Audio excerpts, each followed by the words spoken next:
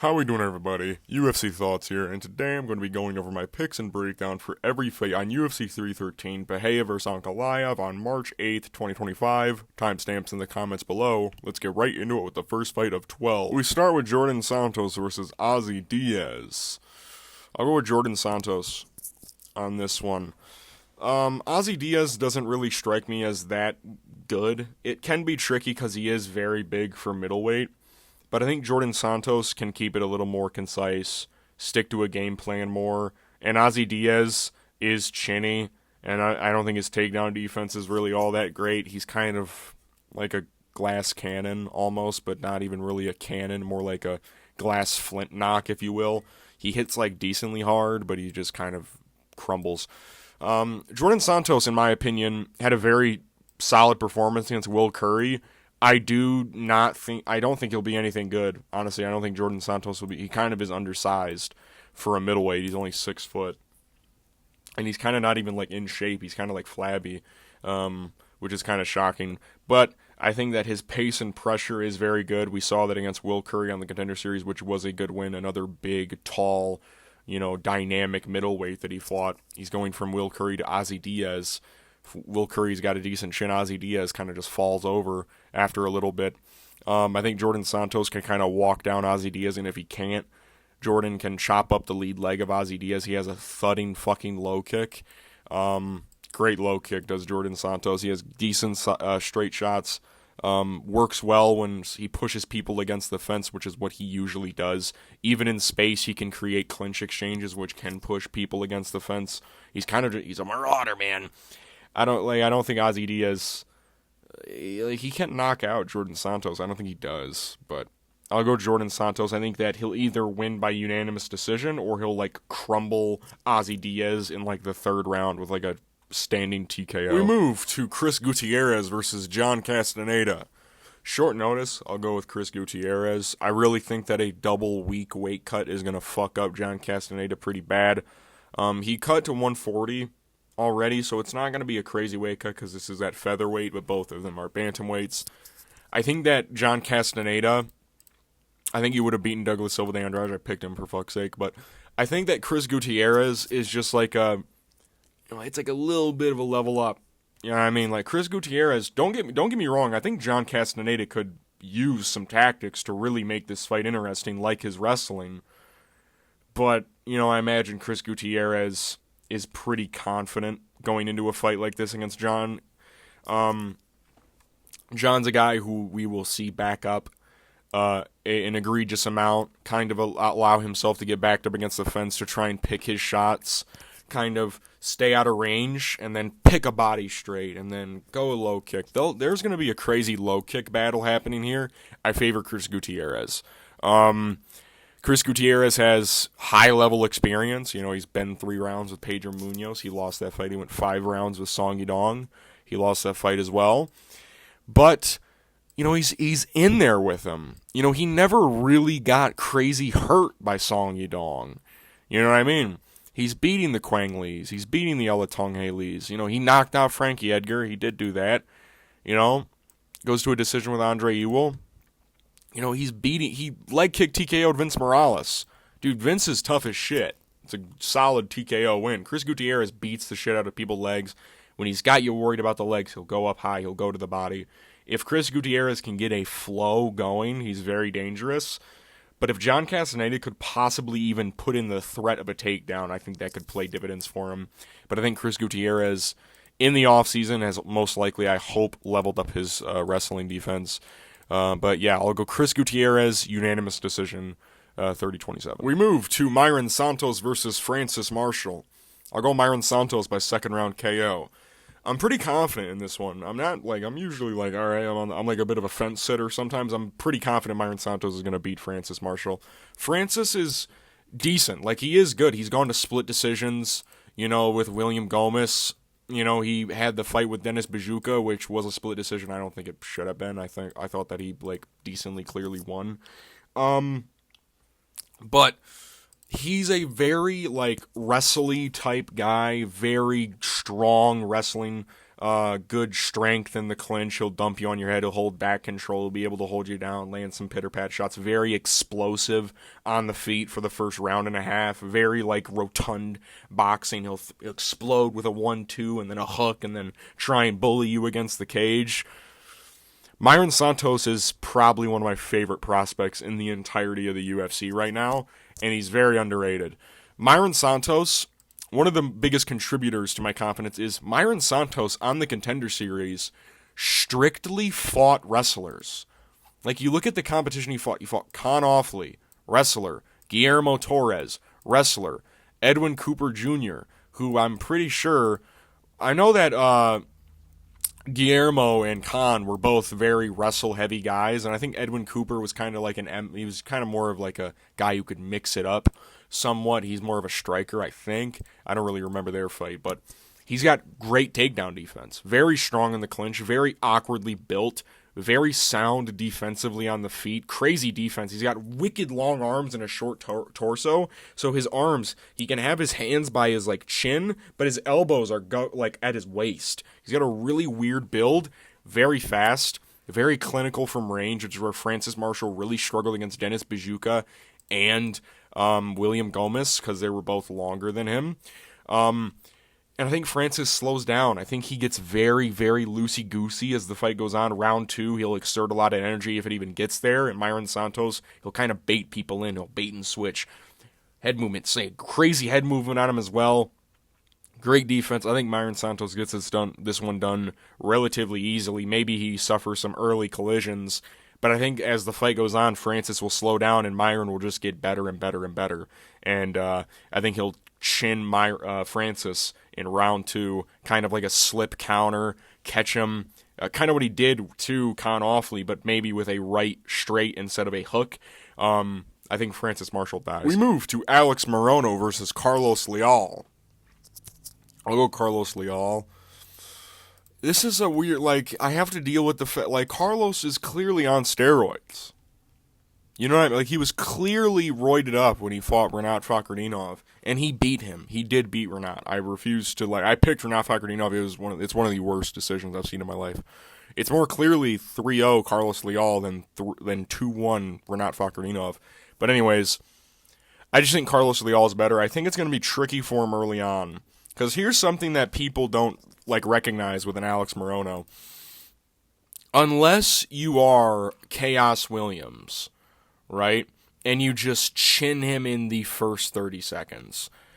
He's a tricky customer. Hey, Alex Morono's a tricky customer, guys. He's a tricky customer.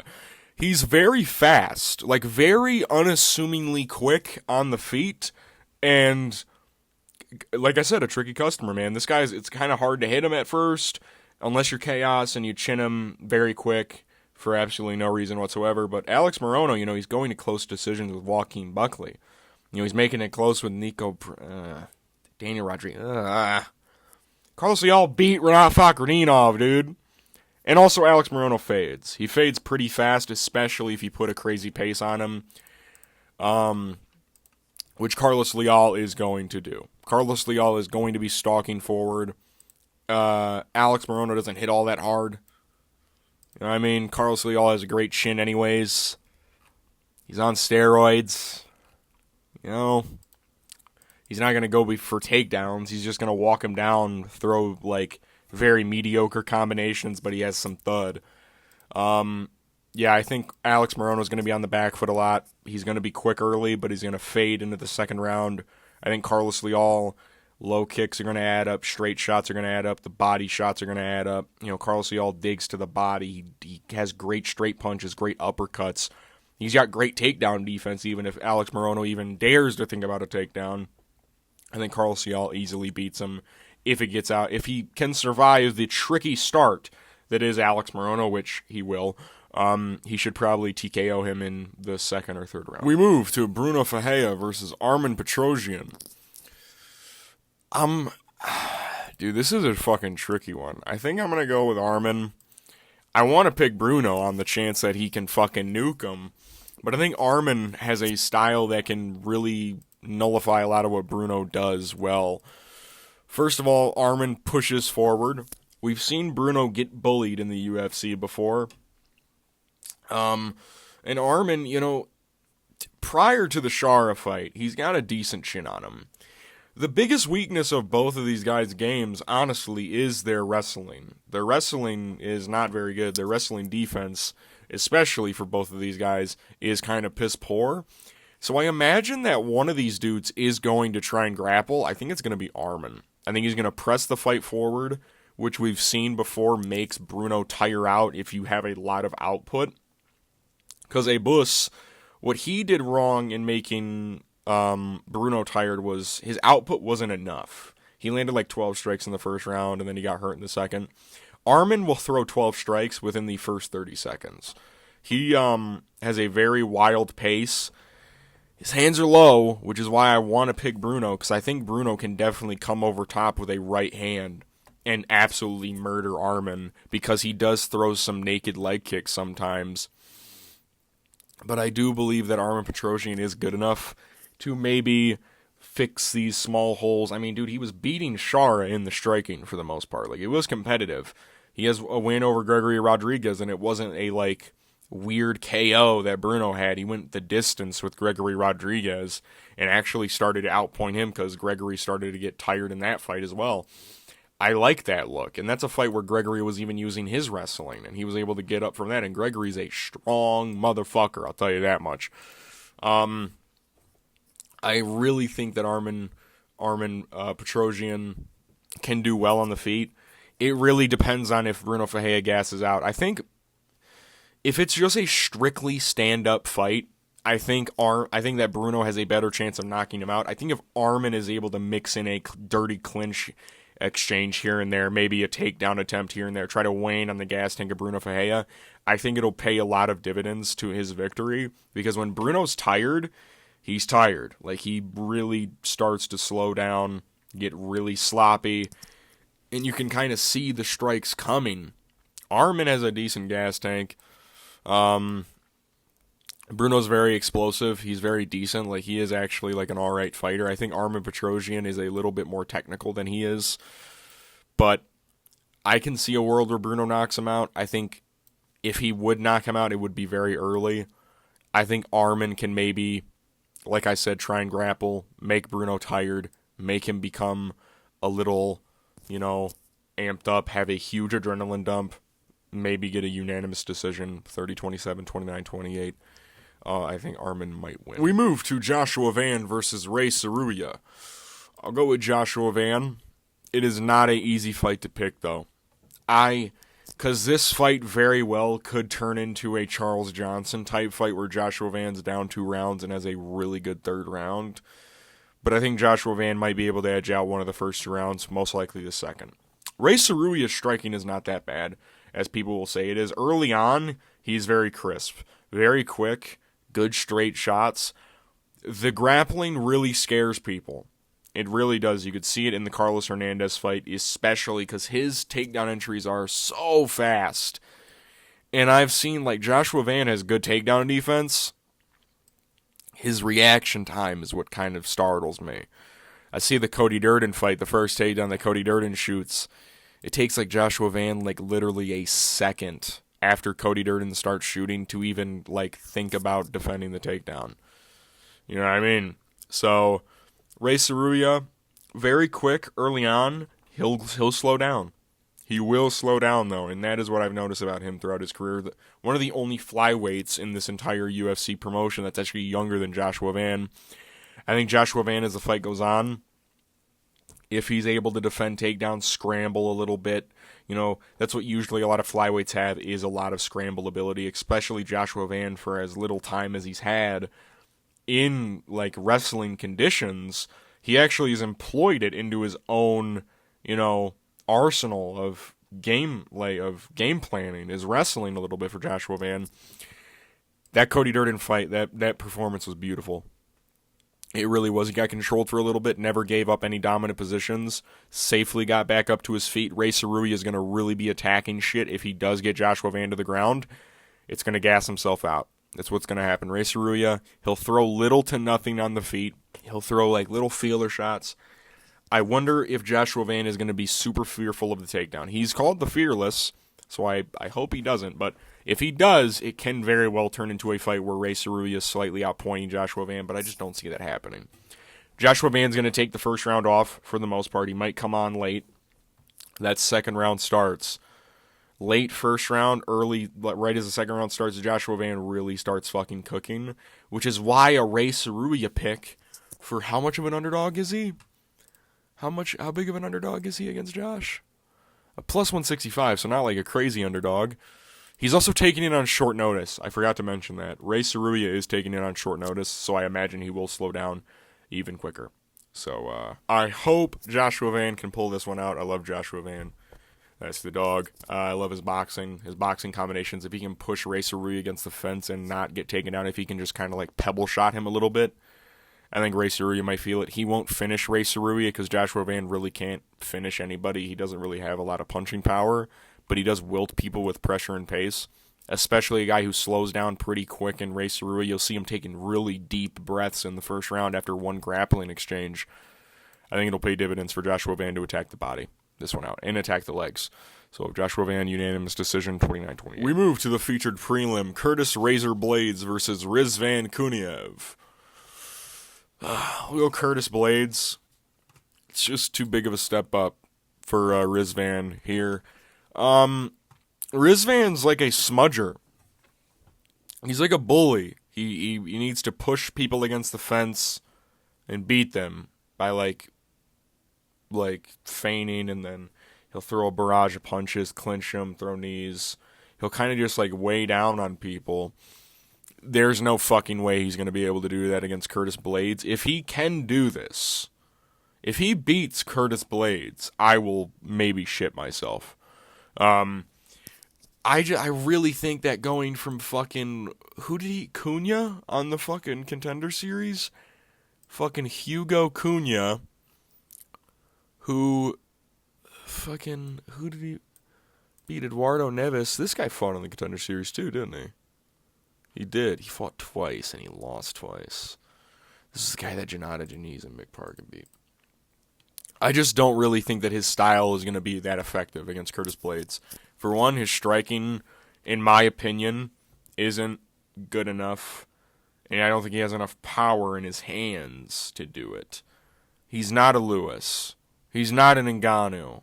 He's not a Pavlovich, and he's sure as shit not a fucking Tom Aspinall. Alright? This guy is not even on Almeida's fucking level in skill. I think Curtis Blaydes might be able to get some level changes here and there. He leaves his there's a single leg there all the time for Rizvan Kuniev. Leg kicks and fucking single legs are there all the time against Rizvan Kuniev. I think Curtis Blaydes, people forget, man, he's not just a boxer. He's got good wrestling, dude.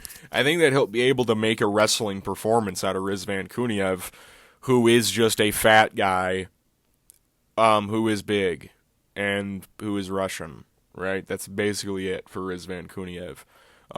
If he beats Curtis Blaydes, I will be sad, because this guy is he's literally a fucking spherical, rotund circle. But yeah, I think Curtis Blaydes, the boxing even, I think there's going to be a disparity there. I think Rizvan Kuniev will get tired quick. I think Curtis Blaydes, Rizvan's not going to have a crazy output, kind of like a Pavlovich had against Curtis Blaydes. I think Curtis is probably working really hard. I don't think Rizvan has the power to chin him either, which is like Curtis's biggest weakness, is his chin. I'll go Curtis Blaydes. He should be able to finish this guy. He should be able to finish him, but who knows? We move to the start of the main card. King Green versus Mauricio Ruffy.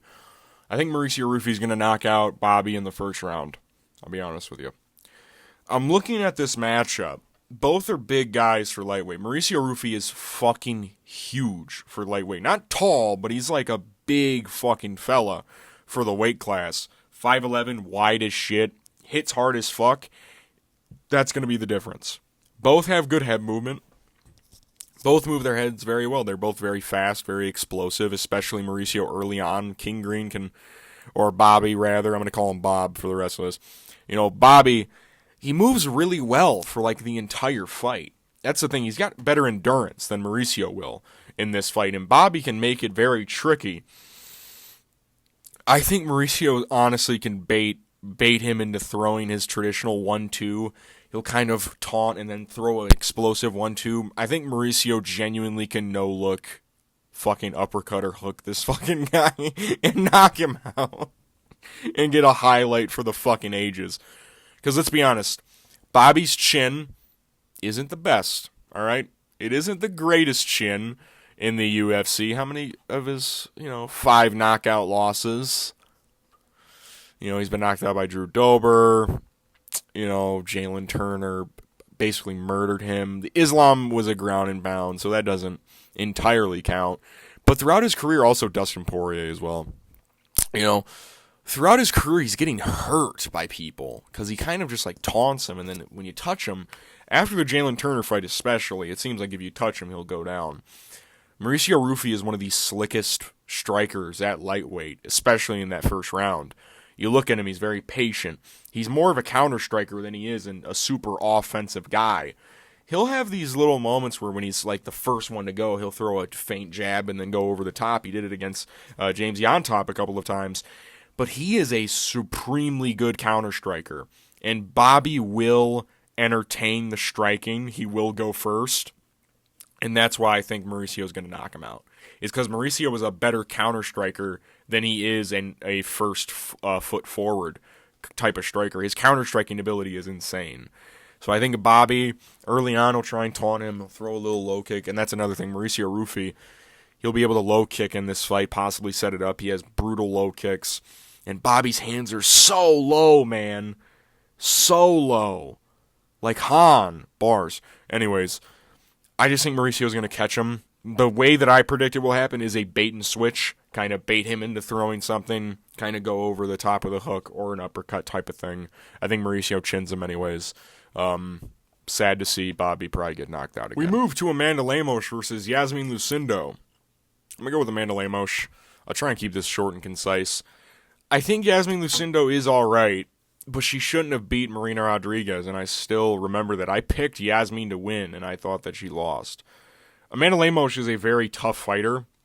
She's older, which is something Iasmin is used to. Her last 2 opponents are like 41 and 36. Iasmin Lucindo, I still think she's green, man. Her striking, which is like the thing she's supposed to be best at, is honestly very like... it's like kind of subpar, if I'm being honest. She kind of whiffs a lot. She doesn't really land a lot of like credible shots. She kind of just like throws to throw sometimes. And she's going up against a sharpshooter in Amanda Lemos. And I don't use that term a lot for women, but Amanda can throw, and she hits very hard. I've seen Iasmin get hurt by Marina Rodriguez. Marina Rodriguez doesn't really hit that hard. She's more of like a TKO kind of gal. She stunned her pretty bad. The only way you pick Iasmin is if you think she's going to like heavily grapple Amanda Lemos, which she definitely can do, because she does get good takedowns. I think if she does that, she's going to run herself into a guillotine, which is something Amanda Lemos is... She's got a nasty guillotine, man. Nasty guillotine on her, dude. But I think Amanda Lemos is harder to control than Marina Rodriguez on the ground. She actually makes an effort to get back to her feet, unlike Marina Rodriguez. Iasmin Lucindo... She's going to go in there in a big-ass cage against Amanda Lemos, who hits really hard, is a sharper striker than her, and who, is only losing to the fucking best and the best of the division. Iasmin Lucindo is losing to fucking Yasmin Jauregui. She can't even knock her down. So I'll go Amanda Lemos, unanimous decision. I'll go 29-28, price split. Fuck it. Move to the featured fight, Jalin Turner versus Ignacio Bahamondes. I think I'm going to go with Jalin Turner. On this one. It's a tricky fight. Very tricky fight. Definitely a 50-50 matchup. But I think Jalin Turner is a little bit quicker than Ignacio. I think he's a little bit more powerful. I don't think that's that crazy to say than Ignacio. I think Ignacio's a better sharpshooter and counter-striker than Jalin Turner. Even though Jalin Turner does have some counter-striking prowess, Ignacio Bahamondes is very good when it comes to counter-striking. And mixing in kicks into combinations as well. Jalin Turner will do very well single shot selection. He'll have some moments where he throws like 4-punch combinations. It'll all be punches. I think Ignacio can mix in kicks a little better. But I think that overall, I think Jalin is just a more powerful Ignacio Bahamondes almost. You know what I mean? Like, they're basically the same fucking person. Both 6'3", both young. You know, both have pretty wicked power. I think the difference in this matchup between Ignacio and a lot of people that Jalin has fought is I don't think Ignacio has the ability to break him. I don't think he has the ability to break Jalin Turner. And I think that's going to be the point, like the whole thing in this fight, is the fact that Ignacio is not going to be able to push a crazy pace. He kind of waits sometimes, and when he goes, he leaves his chin kind of in the air, and that's where I think Ignacio can really get off his jab and straight punches, is when Ignacio is kind of idle in his stance, kind of waiting for people. I think Jalin is a lot quicker than what a lot of people remember him as, and I think Ignacio is going to struggle with that very early. I don't know if Jalin finishes him, though. That's why this fight is so tricky, is because I don't think Jalin finishes Ignacio. And that's why I think Ignacio can win, is because I think he can finish Jalin late. Fuck. I'm still going Jalin Turner. I think he can catch Ignacio, because Ignacio does get hit quite a bit. He does get hit. Like, I rewatched the Manuel Torres fight. I didn't remember Manuel having as much success as he did. And he did actually have quite a bit of success in that fight with his charging, blitzing style prior to the 2 knockdowns. I think Jalin is a better... I think his jab is better than Ignacio. Like I said, I think Ignacio mixes in kicks better in his game, but I think Jalin Turner is a better kicker, if you get what I'm saying. I think Ignacio mixes in kicks better, but Jalin Turner has better kicks. He has longer legs. He has more powerful leg kicks, more powerful head kicks. I think he has better technique, if I'm being honest. I think Jalen's just faster, I think, as well. He has great body teeps as well. Ignacio will kind of charge into things. He'll kind of have to telegraph certain movements, and I think that's where Jalin Turner can have a lot of success early. I think Jalin Turner will maybe get a second-round finish. If he doesn't, he will scathe by the skin of his teeth in the third round, and I think Jalin Turner can win a 29-28 decision or second-round knockout. If it gets to the third round, Ignacio, I think he can push a little bit of a pace in the third round, because Ignacio does have decent cardio. It's just I don't think he can break Jalin. I don't think he can. I'm going to go with Jalin.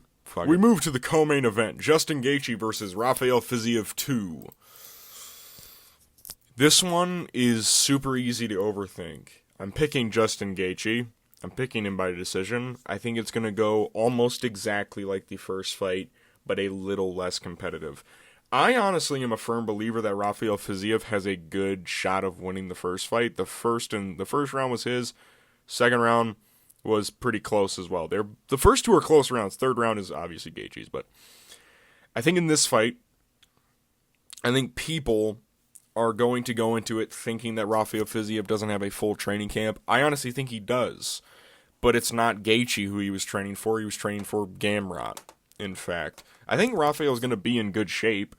He was in good shape the first time, though, and he's still gassed out. He was in shape for the RDA fight, still slowed down. In shape for Riddell, still slowed down. You know, Rafael Fiziev, people talk about him like he has such great power. He's got such great power. This dude couldn't knock out Bobby Green. I don't think he even dropped Bobby. I don't think he hurt him. He had one really solid first-round KO, which was Moicano, and that's arguably an early stoppage. And then the other ones are very late. Riddell, spinning wheel kick. RDA, kind of an early stoppage. Again, it's kind of early, but going into this fight, Gaethje was training for 5 rounds. He's going to be able to go 3. He's always been able to go 3, but he's going to be able to go 3 even more. All right? This fight, it's going to go exactly the same way. Rafael Fiziev starts off hot, okay? First round, I imagine, is going to be him swinging big, trying to set up his uppercuts, trying to set up his big old kicks to the body, you know, his little little shovel uppercuts, his hooks, his dynamic striking, his kind of like his Viking type style striking. And Gaethje's going to be in the back. He's going to be on the back foot for a little bit. Jab. Gaethje figured him out in the second round. Rafael is no different. He is not a different fighter. In fact, I think Gaethje might be able to implement his wrestling a little bit more. If I'm being honest, he might be able to implement the wrestling a little earlier than he did. And he did shoot a takedown in the first round, by the way, but he can set it up a little bit better. You know what I mean? Gaethje is going to be patient in this fight. He is, especially after the Holloway knockout. He was patient after the Oliveira fight because guess what happened? Dude got fucking dropped like a sack of potatoes. All right? Going into this fight, he's going up against another bruiser-type fighter like Rafael Fiziev, who doesn't have great cardio. He slows down in about the second round. He'll kind of have little bursts of energy in rounds in the later half of round 2 and in the first half of round 3, but then he'll start to slow down a bit, be a little bit more telegraphed with his striking, and you can counter him pretty fucking easily, and that's exactly what happened in the first fight with Justin Gaethje. I think the low kicks played a big factor in the first one. I think they're going to play an even bigger one in this fight, considering that Rafael is coming off the ACL tear in was it his right leg? I think it was his left leg, right? Rafael Fiziev knee. I'm typing with one hand. Pause. I think it was his left one. It was his left knee. That's his lead leg. That is not good. Or was it his right? No, I think it was his left. It was his left one. I don't like that. I think Gaethje's going to be able to exploit the fuck out of that. I think Fiziev's going to throw big. He's going to be in shape. He is going to be in shape. It's just he's not training for Gaethje. He was training for a grappler, another Gamrot fight. Gamrot doesn't have the power of Justin Gaethje. And Gaethje, listen, Rafael can crack him, sure. Maybe. All right, I don't really see it happening. Rafael wasn't even able to really hit Gamrot all that clean either, right? So, I don't know. I think Fiziev's power is super overrated, and I think people are going to really overthink this, hence why Rafael is the fucking favorite, even though it's short notice, a year and a half off. I really think Gaethje's going to be able to punish Rafael with his low kicks early, be able to throw his jab. His jab was really good in the first fight as the fight went on, when he figured out he has one. I think Gaethje can really do some bad things to Rafael Fiziev, considering all context included. I wish it was still 5 rounds, because that would make me even more confident, but it is 3. And also, I imagine Rafael's going to have kind of a weird weight cut, because even though he is in shape, he's been training, he ain't been fucking weight cutting. So, we'll see what happens. I'm picking Justin Gaethje. Unanimous decision, 29-28. Pretty much the same as the first fight. Move to the main event. Alex Poatan Pereira versus Magomed Ankalaev. I'm going to go with Alex Pereira by second round knockout. I really think that Magomed is not going to shoot enough to win this fight. And this is what I mean.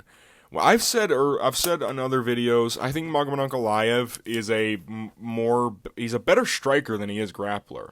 If I'm being totally honest with you, his boxing is very underrated, very crisp hands in pocket boxing exchanges. He's not going to be able to work those as well against Alex Pereira. But I also think people are underrating his grappling. Like, Magomed can control people when he gets them down. If he can get people down, he can dominate the fuck out of them. Which is why this fight is so terrifying, because we've seen Alex Pereira get taken down by lesser grapplers like a Yuri Prochazka, like an Israel Adesanya. And, he's safe, but they get to, Israel got to some dominant positions. That was 185, though. Yuri Prochazka, he was safe. He played very safe, and that's what I like about Alex Pereira. He's a very safe defensive grappler, even in the Jan Blachowicz fight. Very safe defensively, 2-on-1, like a more refurbished Anthony Lionheart-Smith, 2-on-1 type of grip on the hand. I think Magomed Ankalaev is going to run into something, man. His striking is very good against lesser opponents. But when people figure him out, and he leaves his chin high in the air sometimes when he's exiting exchanges. Like, I've seen, like, Dolce Lugambola hit him with a fucking hook. I've seen, of course, the infamous Thiago Santos clip where he gets doinked with a left hook on top of his head and falls over. That's a very wild overhand. Imagine what a technical fucking genius level left hook from Alex Pereira is going to be able to do if Magomed ever gives him the slightest chance of doing so, which he can do. Magomed will overextend in moments. He will. He will try to blitz at Alex Pereira. He will. Everyone does that. It's what he has to. He had to do it against Rakic in moments. Magomed attacks the body very well. I don't know if he's going to be able to do that as well. He does it with like a body teep, and I don't think he's going to be able to do that as much against Alex Pereira. Alex Pereira, even like I make fun of his defense because he kind of just like puts his forearms out, but it works. It works. You kind of have to work over the guard, and Magomed isn't really a over the top kind of guy. Magomed honestly tries to be super technical. He tries to be super fucking crisp and technical. He doesn't really get too crazy.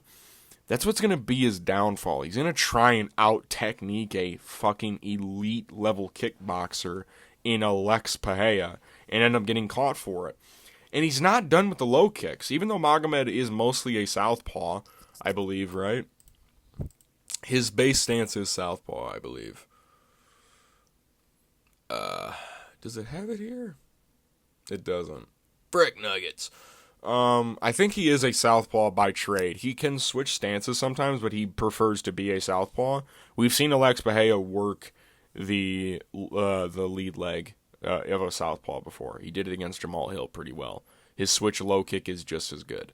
Not as good as his, of course, rear side leg kick on the outside part of the calf, because that's where he mostly likes to kick.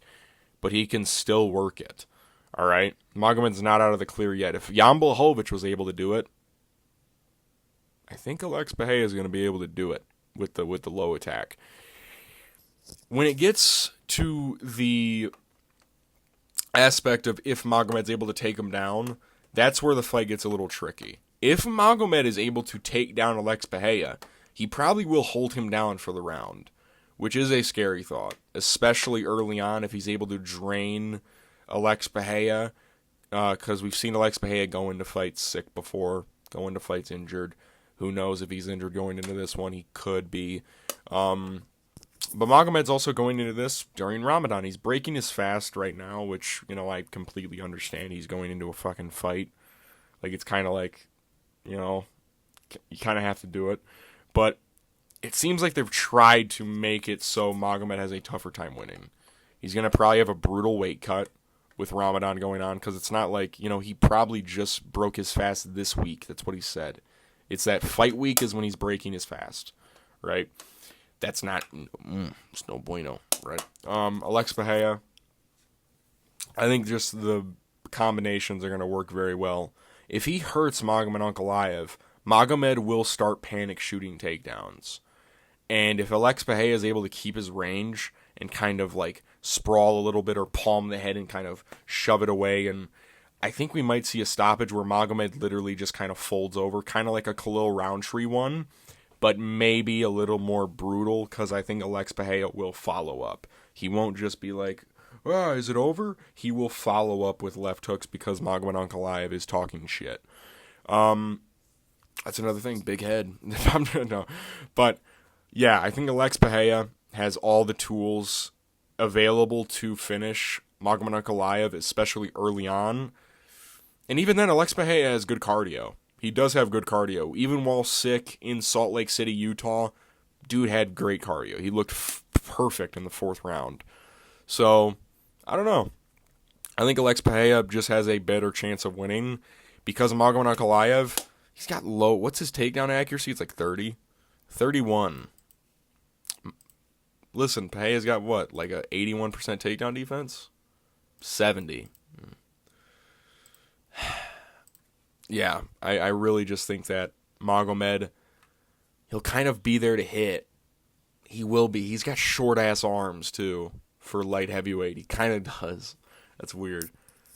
I think he'll just, I think Alex Pereira will be able to pick him apart, kind of work his way from range. If Magomed ever dares try to blitz a little bit, eventually Alex Pereira will just catch him coming in. So I'll go Alex Pereira, round 2 knockout. Porra! I'm UFC Thoughts. These have been my picks and breakdown for every fight on UFC 313, Pereira vs. Ankalaev on March 8th, 2025. My confident picks reside with Mairon, Santos, Mauricio, Ruffy, and in the co-main event, Justin Gaethje. My pre-card rating is a 7 out of 10. The Dan Hooker fight fell through. Well, he was supposed to fight Gaethje, but Dan Hooker fell off. He is going to fall off when he comes back. But, and then we lost some other fights on here. Yeah, we lost the Jonathan Janice, Vitor Petrino, and Joshua Van was supposed to be fighting Bruno Silva. Another, rank up for Joshua, but now he's fighting Rei Tsuruya. Still a good card. The prelims are, they're alright. The name value is decent. The main card, a lot of fun matchups. There is a piss break put in between there. But I think it will be overall an entertaining card. A lot of finishing potential throughout. We'll see what happens on Saturday. I'll see you guys after the fights. Peace.